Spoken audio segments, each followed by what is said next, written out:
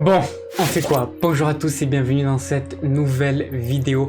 J'espère que vous passez un excellent samedi. C'est un plaisir de vous retrouver aujourd'hui en ce samedi 11 avril 2020. Aujourd'hui, on se retrouve pour un nouveau critique de citation. Et oui, puisque le samedi, c'est nostalgique. Et aujourd'hui, pour nostalgique, je vous propose le 3e épisode de critique de citation. Et aujourd'hui, on va critiquer les citations de qui? Aujourd'hui, on va voir les citations de Albert Einstein. Et oui, ce génie, ce physicien, mais que tout le monde connaît. Dès que vous parlez d'intelligence à quelqu'un, la première personne à qui il va faire référence obligatoirement, c'est Albert Einstein. Avec son énorme QI qu'il avait, tout le monde pense que c'est l'homme le plus intelligent du monde. Et aujourd'hui, c'est ce qu'on va voir en regardant et en critiquant ses citations. Donc c'est parti pour ce 3e épisode de critique de citation dans Nostalgique. C'est parti, on y va. Allez, go.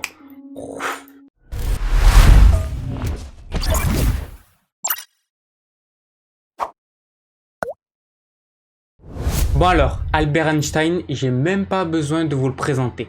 Autant ceux que j'avais fait avant, vous pouvez pas les connaître. Lao Tzu, vous pouvez pas connaître. Épictète, vous pouvez pas connaître. Albert Einstein, c'est obligé que vous connaissez. Si vous connaissez, mais un peu à moitié, en fait, c'est tout simplement lui qui a inventé, théorisé tout simplement la théorie de la relativité. C'est lui qui a un peu amené ça. Et de base, c'est un physicien. Et sinon, on le connaît tout simplement parce qu'il avait un QI qui était juste énorme. Et c'est pour ça qu'on dit que c'était l'un des hommes les plus intelligents du monde. Mais bien sûr, dans l'histoire, ça s'est prouvé. Il y avait des personnes qui avaient un QI plus élevé. Et puis, on s'en s'est rendu compte que le QI voulait pas dire grand-chose. Mais en tout cas, ce qu'on peut dire, c'est que c'est vraiment un génie. Tout le monde le dit, mais c'est réel. Car déjà, de pouvoir trouver la relativité et puis d'avoir dit tout ce qu'il a dit dans sa vie, c'était réellement un génie. Et justement, c'est ça aujourd'hui. On va voir un petit peu les citations qu'il a dit. Et on va également voir les citations un petit peu classiques. Donc c'est parti pour ce critique de citation. Alors la première, l'une de ses plus connues, on va dire l'une de ses best-of que vous connaissez sans doute, c'est « La vie, c'est comme une bicyclette. Il faut avancer pour ne pas perdre l'équilibre. » Alors moi, cette phrase, la première fois que je l'ai vue, c'était sous forme de magnète et c'était collé sur le frigo de ma voisine. Et quand j'avais vu ça, j'étais dit « Waouh, comme elle est belle cette phrase et tout. » Je savais pas qui c'est qui avait dit cette phrase. J'avais vu Albert Einstein. À l'époque, je savais mais vite fait qui c'était. Je fais « Waouh, franchement, elle est trop bien cette phrase quoi. » Eh ben justement, qu'est-ce qu'elle veut dire cette phrase? Donc déjà, je pense que vous la connaissez car elle est hyper connue. Que tout simplement, la vie, en fait, c'est ce qu'on appelle une comparaison. C'est qu'en fait, on va dire, la vie, c'est comme une bicyclette. Ben oui, c'est vrai. Pourquoi? Donc là, on va faire la comparaison entre la vie et la bicyclette. Et là, on va donner quelque chose qui est vrai dans les deux sens. Autant dans la bicyclette que dans la vie. Donc là, il faut avancer pour pas perdre l'équilibre. Parce que sur la bicyclette, forcément, si vous avancez pas, vous tombez. Et également, pareil pour la vie. Pourquoi? Parce que simplement, si dans la vie, tout le temps, vous regardez en arrière, vous restez sur votre passé et que vous faites que vous dire que finalement, vous n'allez pas réussir et que vous regardez toujours dans le passé et que vous ressassez les problèmes du passé, alors dans ce cas-là, vous allez toujours aller en arrière et vous n'allez jamais avancer. Vous n'allez jamais avoir cet équilibre-là. Et pour vraiment avoir l'équilibre dont il parle, il faut vraiment tout simplement foncer dans le futur et avancer dans ses projets. Et tout simplement, moi, ce que je dirais, c'est mêler le présent et le futur. Savoir qui on est dans le présent, s'améliorer dans le présent et aspirer à ce qu'on veut dans le futur, tout simplement. Deuxième citation. Le monde ne sera pas détruit par ceux qui font le mal et par ceux qui le regardent sans rien faire. Alors c'est bien parce que cette phrase, elle est vraiment d'actualité. Alors pourtant, elle a été écrite dans les années 1800, 1900. Ouais, je vais voir même de toute façon la date de naissance, 1879 à 1955, dans les années 1900. Donc ça fait juste un siècle, donc ça va encore, c'est pas très vieux. Mais c'est vraiment ça. Le monde, en fait, finalement, c'est vrai, ça ne sera pas détruit par les personnes qui le détruisent, par les personnes qui regardent et qui n'agissent pas. C'est un peu la même chose quand vous voyez, par exemple, vous savez, quand on parle d'agression, quand on parle de ces choses-là, vraiment, finalement, la vraie personne qui est coupable, c'est pas la personne qui se fait agresser ou c'est pas la personne qui agresse, enfin bien sûr que oui, je veux dire la vraie personne c'est la personne qui voit et qui n'agit pas. C'est cette personne qui est le plus responsable. Parce que c'est cette personne qui a la capacité de tout changer. Là c'est exactement la même chose au point de vue de la planète ou au point de vue des guerres ou tout ce que vous voulez, mais là on va voir au point de vue de la planète. Finalement c'est pas ceux qui détruisent parce que eux ils détruisent ok. En fait, quelque chose qu'on a oublié, c'est qu'on pense que ceux qui ont le monopole du monde, les grands capitalistes et tout, on pense que c'est vraiment eux qui sont à la base de tout problème et tout, mais non. La base, vous savez qui c'est? C'est nous. Si vous décidez de plus consommer, ils produisent plus parce qu'ils peuvent plus vendre. C'est tout. Donc on pense souvent aussi que les personnes qui sont tout en bas de l'échelle ont aucun pouvoir, mais c'est faux. C'est exactement pareil pour les entreprises. S'il n'y a pas les salariés, l'entreprise est cool. Donc vous avez, vous, à votre échelle, que vous soyez dans une échelle qui est bas ou vous soyez très haut dans la société, dans tous les cas, vous avez toujours un énorme rôle à jouer. Et quand vous êtes bas, vraiment, vous avez encore un plus gros rôle à jouer car c'est vous qui faites tenir la société, c'est vous qui faites tenir toutes ces choses-là. Donc c'est exactement pareil au niveau de la planète. C'est pas les multinationales qui vont contrôler ça. Les multinationales, ok, elles créent plein de trucs, plein de problèmes, elles créent plein de produits, etc. qui vont, oui, altérer la planète et causer du tort à la planète, ok, ça on est d'accord, mais qui c'est qui décide de consommer ces produits? Pourquoi ils produisent ça? Ils produisent ça pour des personnes qui les consomment. Et qui c'est qui consomme ces produits? C'est moi et c'est vous. C'est nous tous on consomme ces produits.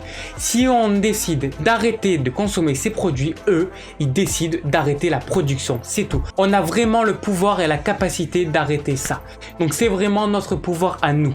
Et on peut le faire. Donc c'est vraiment ce que veut dire cette phrase, c'est que finalement c'est pas les gens qui font le mal qui sont en tort, c'est vraiment les personnes qui voient que ce mal se fait et qui réagissent pas. La troisième, n'essayez pas de devenir un homme qui a du succès. Essayez de devenir un homme qui a de la valeur. Et ça, c'est juste magnifique. Le succès, ça sert à quoi? Le succès, à part, on va dire, nourrir votre ego, oui, votre ego, il faut qu'il soit nourri, ça c'est sûr. Mais à part ça, ça sert à quoi? À rien.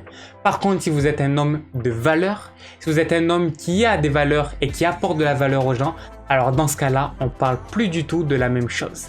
Parce qu'encore une fois, très souvent, on pense que les mots veulent dire les mêmes choses, succès, valeur, bon voilà, c'est un peu la même chose, mais non, pas du tout. Les mots ont vraiment leur importance. La quatrième citation.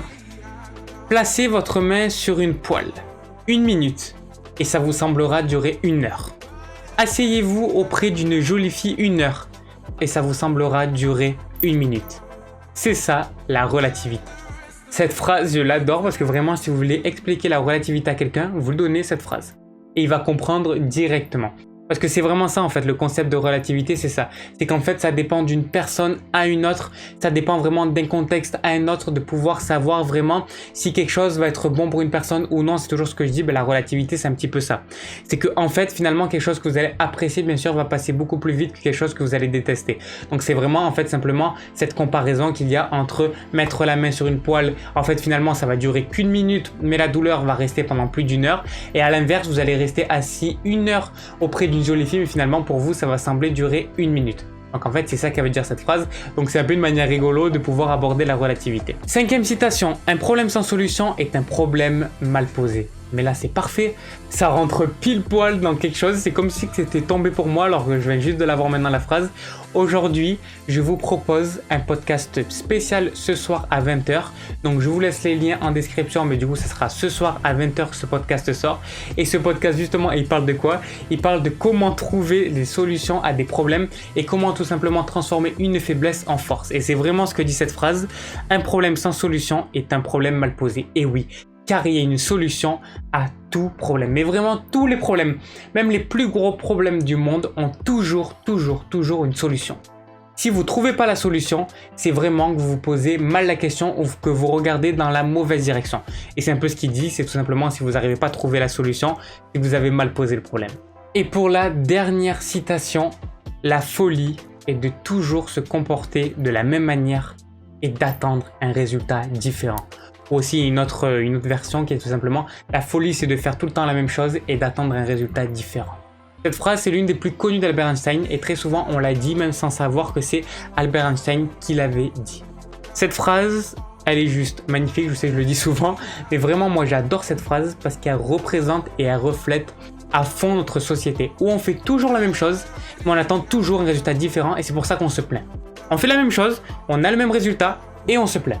Mais on se dit pas, il faudrait peut-être pas qu'on change. Non, on se dit, c'est pas normal et j'ai pas de chance. Voilà, directement, on va se dire, j'ai pas de chance. Mais non, il faut juste changer ton regard. Il faut, comme j'avais dit, changer de lunettes ou les enlever complètement. Mais en tout cas, essayer de regarder dans une autre direction. Et se dire que si ça marche pas, c'est bien pour une raison. Donc d'essayer encore une fois de trouver la solution. Ça vient avec la phrase précédente. Il y a toujours une solution. Si vous ne trouvez pas la solution, c'est que le problème a été mal posé. Là, c'est exactement la même chose. c'est que en fait finalement si vous ne trouvez pas la solution à votre problème, c'est parce que vous faites toujours la même chose. Donc essayez de changer et c'est là que ça marchera. À faire toujours la même chose, vous récolterez toujours les mêmes résultats. Si vous plantez toujours les mêmes arbres, vous aurez toujours les mêmes fruits. Et voilà, la vidéo prend fin. J'espère que cette vidéo vous a plu, ce nouveau critique de citation. Alors j'espère que ça vous a plu comme ça parce que j'ai essayé un petit peu plus de condenser le contenu, de condenser vraiment les citations. Au lieu de vous expliquer pendant 1 heure 3 citations, là je vous ai expliqué 6 citations mais beaucoup plus rapidement et j'espère que ça vous plaît et comme ça je pourrai vous faire plus de vidéos où je vous dis plus de citations qui me tient à cœur d'un ou d'une ou de plusieurs personnes. Et même ce que je compte faire pour les samedis suivants, pour les prochains samedis, c'est vraiment j'aimerais bien faire moi des critiques de citations de proverbes de certains pays, donc de proverbes français, de proverbes italiens, et ça pourrait être vraiment cool. Donc si la vidéo vous a plu, n'hésitez pas à mettre un gros pouce bleu, à me dire ce que vous en avez pensé dans les commentaires et à me dire également votre citation préférée d'Albert Einstein. Et également vous pouvez me dire aussi des personnes, des personnalités, des philosophes, un peu tout ce que vous voulez dans les commentaires pour que je puisse faire un critique de citation sur ces personnes. Également de vous abonner à la chaîne, activer la cloche car il y a une nouvelle vidéo qui sort chaque jour à 18 h. Et nous bien sûr on se retrouve demain pour une nouvelle vidéo. Demain on est dimanche et bien sûr je vous propose encore une fois un naturel. Et bien sûr je vous souhaite une excellente journée, une excellente soirée, une excellente vie. Allez ciao.